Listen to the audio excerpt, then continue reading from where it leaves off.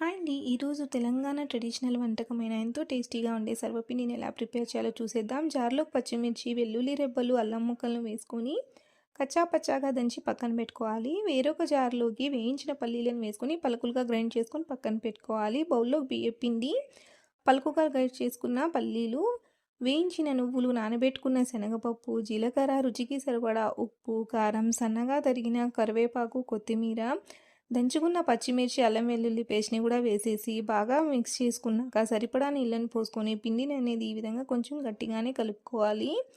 ఇప్పుడు ఒక ప్యాన్ తీసుకొని ఆయిల్ వేసుకొని ఈ విధంగా గ్రీస్ చేసుకున్నాక పిండి ముద్దను తీసుకొని ఈ విధంగా పల్చగా స్ప్రెడ్ చేసుకున్నాక మధ్యలో హోల్స్ పెట్టుకొని ఇప్పుడు దీన్ని స్టవ్ మీద పెట్టుకొని ఆయిల్ వేసుకొని మూత పెట్టేసి మీడియం ఫ్లేమ్‌లో ఒక 6, 7 నిమిషాల పాటు కుక్ చేసుకుంటే చూడండి ఆటోమేటిక్‌గా ఈ విధంగా పైకి లేస్తుందండి. అంతేనండి. ఎంతో టేస్టీగా ఉండే మన తెలంగాణ స్టైల్ సర్వపిండి రెడీ.